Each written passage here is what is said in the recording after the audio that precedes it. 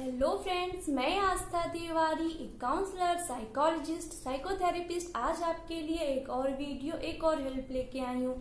उम्मीद करती हूँ दोस्तों कि आप सभी अपने घरों में सुरक्षित होंगे और अपने परिवार के सदस्यों के साथ एक अच्छा समय बिता रहे होंगे। दोस्तों, बात करिए इस लॉकडाउन की या इस लॉकडाउन के पहले की भी, तो मोस्टली एक कॉमन प्रॉब्लम होती है लगभग हर फैमिली में और हर पेरेंट्स और बच्चे के बीच में। बच्चे को लगता है कि पेरेंट्स उसको समझते नहीं है और पेरेंट्स को कंप्लेन होती है कि बच्चे डिसओबे करते हैं, डिसरिस्पेक्ट करते हैं। तो ऐसी ढेर सारी कंप्लेन एक दूसरे से होती है जिससे कि दोनों के बीच में कॉन्फ्लिक्ट होता है और कम्युनिकेशन गैप हो जाता है। तो आज का वीडियो इसी पर है कि कैसे आप अपनी पेरेंटिंग को थोड़ा अपग्रेड कर सकते हैं, क्योंकि आपके बच्चे थोड़े मॉडर्न टाइप में, थोड़े क्या बहुत ही मॉडर्न टाइम में जी रहे हैं, ये बहुत ही एडवांस हैं। तो उनको संभालने के लिए जरूरी है, इनकी अपब्रिंगिंग के लिए जरूरी है कि आपकी पेरेंटिंग भी इफेक्टिव हो, मॉडर्न हो और थोड़ी पॉजिटिव भी हो। तो चलिए बात करते हैं कि कैसे और ये अपनी पेरेंटिंग को आप अपग्रेड करके अपने और अपने बच्चे की लाइफ को और रिलेशनशिप को अच्छा और स्ट्रांग बना सकते हैं। तो मेरा पहला पॉइंट है कि आप अपने बच्चे के लिए एक रोल मॉडल बने। जी हाँ, रोल मॉडल आप खुद बने।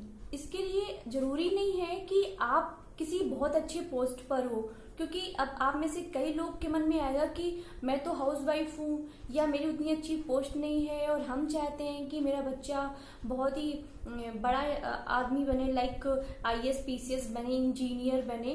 तो जरूरी नहीं है कि आपको रोल मॉडल बनने के लिए खुद किसी पोस्ट पर जाना है। आपको सिर्फ इतना करना है कि आप जो लाइफ को जी रहे हो, जो आपकी लाइफ है, उसमें थोड़ा सा आपको ऑप्टिमिस्टिक बनना है, थोड़ा पॉजिटिव बनना है, दूसरों के लिए कंसर्न होना है, दूसरों के साथ अच्छा बिहेव करना है, दूसरों की हेल्प करनी है। आप इन छोटी छोटी चीजों को अप्लाई करके आप देखिए कि आप अपने बच्चे के लिए एक रोल मॉडल बन जाएंगे। आपका बच्चा आपकी इन सारी क्वालिटीज को खुद में अडॉप्ट करेगा और नो डाउट आपको बोलेगा कि आप उसके लिए रोल मॉडल हैं। और एक जरूरी बात कि अपने बच्चे को जो सराउंडिंग दे रहे हैं वो अच्छे लोगों की सराउंडिंग दीजिए। अच्छे इन द सेंस कि जिन लोगों के बीच में वो रह रहा हो उनका भी नेचर पॉजिटिव हो, ऑप्टिमिस्टिक हो और वो दूसरों को अच्छा करने के लिए मोटिवेट करें, क्योंकि संगत का भी असर बच्चों पे पड़ता है। तो कोशिश करें सराउंडिंग भी अच्छी और पॉजिटिव लोगों की हो। अब बात करते हैं अगले पॉइंट की। तो अगला पॉइंट है कि आप बच्चे की उनकी पर्सनल कैरेक्टरिस्टिक से ज्यादा उनके एफर्ट पर उन्हें प्रेज करिए, उनकी तारीफ करिए। और लाइक कि अगर आपका बच्चा पढ़ाई में बहुत अच्छा नहीं है लेकिन वो किसी टेस्ट की अच्छे से तैयारी कर रहा है और एक्स्ट्रा टाइम दे करके उस टेस्ट की तैयारी कर रहा है, सेल्फ स्टडी कर रहा है, तो उसका जो रिजल्ट आ रहा है उसके लिए उसकी प्रेज करिए। भले ही वो आपके उम्मीदों पे खरा नहीं उतर रहा है, लेकिन उसके एफर्ट के लिए आप उसकी तारीफ करिए। इस कैरेक्टरिस्टिक्स को बोल के कि वो पढ़ाई में अच्छा नहीं है, इससे देखेंगे आप धीरे धीरे वो अच्छा बनेगा और अच्छी कोशिश करेगा। वो सेटिस्फाइड रहेगा कि मैंने मैंने इस कंपटीशन में या इस टेस्ट में जैसे मैंने अच्छा किया है, तो नो डाउट अगली बार जब होगा तो मैं इससे और बेहतर करूंगा। बात करते हैं अगले पॉइंट की। बच्चे को ओवर कंट्रोल मत करिए, बच्चे पर लेबल मत लगाइए। लेबल लगाने का मतलब है कि बहुत से पेरेंट्स अपने बच्चे पर एक लेबल लगा देते हैं, जैसे कि ये पढ़ाई में अच्छा नहीं है, ये कभी पास नहीं होगा, ये कभी अच्छा काम नहीं करेगा, ये लाइफ में कभी कुछ कर नहीं पाएगा। ऐसे लेबल आप जब बच्चे पे लगाते हैं तो इसका बच्चे पे बहुत बुरा इफेक्ट पड़ता है। वो भले उस समय डिनाई करे आपके सामने कि नहीं मैं ऐसा नहीं हूँ, मैं अच्छा बनूंगा, मैं अपने लाइफ में सक्सेसफुल इंसान बनूंगा, लेकिन कहीं ना कहीं वो धीरे धीरे इस चीज को अडॉप्ट करने लगता है। और एक बार अगर उसने अडॉप्ट कर लिया तो इन चीजों से उसे बाहर निकलना बहुत मुश्किल हो जाएगा और वो इंफीरियर फील करेगा, उसका कॉन्फिडेंस लेवल खत्म हो जाएगा। बच्चे को ओवर कंट्रोल ना करें। ओवर कंट्रोल करने का मतलब है कई बार पेरेंट्स चाहते हैं कि बच्चा, भले ही उनके अच्छे के लिए चाहते हैं कि बच्चा उनके कहने के अनुसार सुबह जल्दी सो के उठे और बच्चा उनके कहने के अनुसार खेलने जाए, बच्चा उनके कहने से ही वो चीजों को खाए। आपका बच्चा है, ना कि रोबोट है कि आपने उसमें कुछ टाइम सेट कर दिया और बच्चा आपकी उन चीज़ों को फॉलो करेगा। आपके बच्चे की अपनी सोचने समझने की स्किल है, उसको बढ़ावा दीजिए और उन्हें बताइए कि ये चीज़ें करना ज़रूरी है।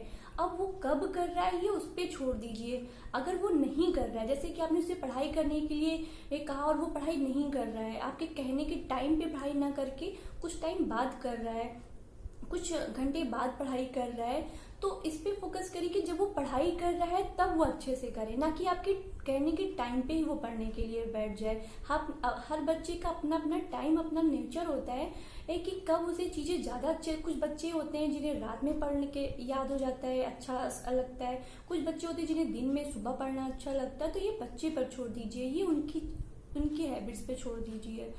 बात करते हैं अगले पॉइंट की। तो अगला पॉइंट है कि आप अपने बच्चे को लेक्चर मत दीजिए, डिस्कशन करिए उनके साथ। अगर कोई प्रॉब्लम है तो आप लेक्चर देने का मतलब है कि आप सिर्फ बोलेंगे और आपका बच्चा सिर्फ सुनेगा। डिस्कशन का मतलब है कि आप 1 to 1 बात कर रहे हैं, आप उनकी चीज़ों को समझ रहे हैं। लेक्चर देंगे तो वो बच्चा नहीं सुनेगा, क्योंकि उसके मन में बहुत सारी चीज़ें चल रही हैं, आप तक वो चीज़ें कन्वे ही नहीं कर पाएगा। लेकिन अगर आप जब डिस्कशन कर रहे हैं तो बच्चा समझ रहा है, आप एक इम्पैथेटिक व्यू उसके साथ रवैया अपनाइए। इम्पैथेटिक मतलब होने का मतलब है कि जब बच्चा आपसे कुछ अपनी प्रॉब्लम को शेयर कर रहा है तो आप उसके उन चीज़ों को उसके नज़रिए से समझने की करिए कि अगर इसका ये बिहेवियर है तो क्यों है, अगर वो ऐसा किसी से लड़ रहा है, किसी चीज़ की डिमांड कर रहा है, वो खुश नहीं है तो क्यों नहीं है, उसके नज़रिए से सोचिए और फिर उसे उन चीज़ों से बाहर निकलने के, उन चीज़ों को ख़त्म करने के लिए उसे कुछ टिप्स दीजिए, उनको गाइड करिए, उनके कोच मत बनिए। अगर आप उनको गाइड करेंगे तो बच्चा समझेगा, नेक्स्ट टाइम वो आपसे अपनी प्रॉब्लम को डिस्कस करने में कंफर्ट फील करेगा। बात करते हैं अगले पॉइंट की। अगला पॉइंट है कि अगर बच्चे को ना कुछ सेफ्टी ट्रेनिंग दीजिए। सेफ्टी ट्रेनिंग का मतलब है कि फिजिकली और मेंटली बोथ। फिजिकली ट्रेनिंग, बच्चे को योगा करना सिखाइए, बच्चे को एक्सरसाइज करना सिखाइए, बच्चे को ताइक्वांडो सिखाइए, बच्चे को कराटे सिखाइए। लेकिन अब बात आती है कि हम उसे मेंटली या इमोशनली कैसे सेफ्टी ट्रेनिंग दें।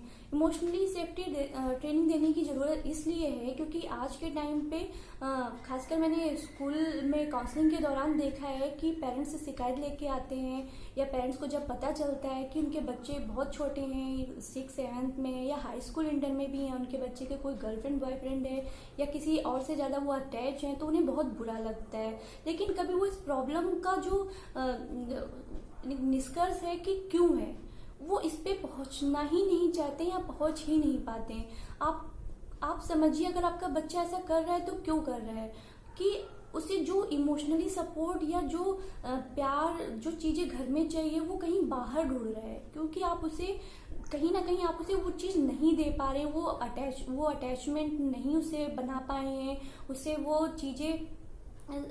अटेंशन नहीं दे पा रहे हैं, इसलिए बच्चा उन चीज़ों को बाहर ढूंढ रहा है।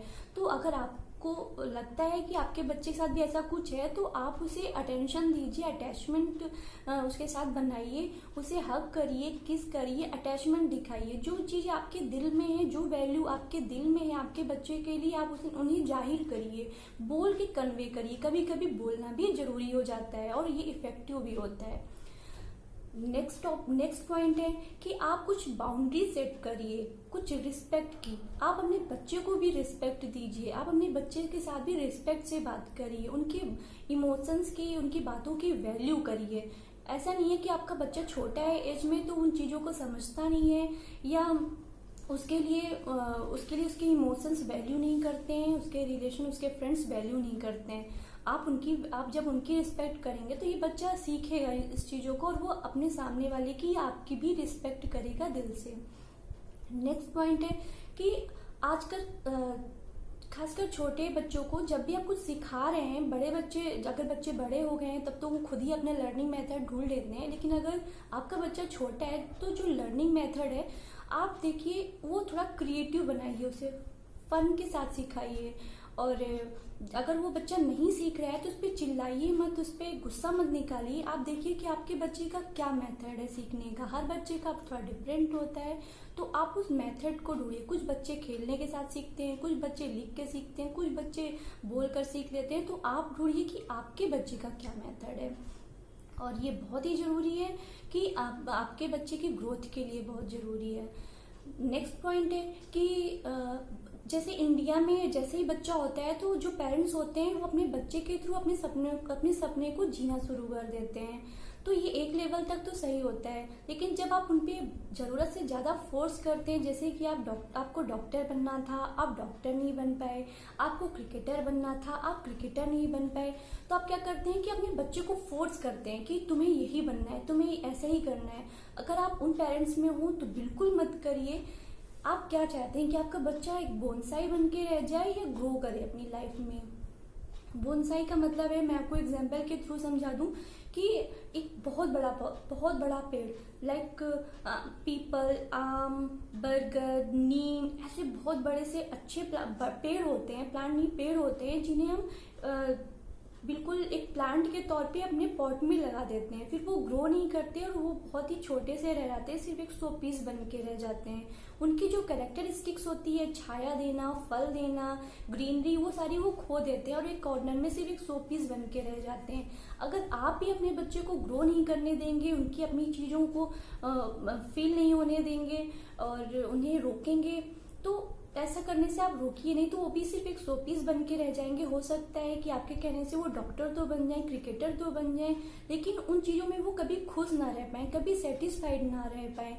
वो जो ड्रीम्स उन्होंने कभी देखा ही नहीं, तो वो उसमें अच्छा ही क्या करेंगे। वो सिर्फ एक 100 पीस बन के एक रूटीन लाइफ जी के रह जाएंगे। और कभी आप नहीं चाहेंगे कि आपका बच्चा दुखी हो या अपनी लाइफ में कभी खुश ना रहे। और नेक्स्ट पॉइंट है कि आप अपने बच्चे को प्रॉब्लम सॉल्विंग का जो नेचर होता है उसको बढ़ावा दीजिए। हर बच्चे को बिल्कुल, कई पेरेंट्स को मैंने देखा है कि अपने बच्चे के लिए एकदम इतना ज़्यादा सिक्योर होते हैं कि हर चीज़ उन्हें बिल्कुल रेडी टू बिल्कुल ऐसे करने के लाइक कि बस कोई चीज़ बनी और उसे स्पून से उनको तक पहुंचा दिया। कोई प्रोजेक्ट स्कूल में मिला तो बच्चे को उन्होंने ही बना के दे दिया।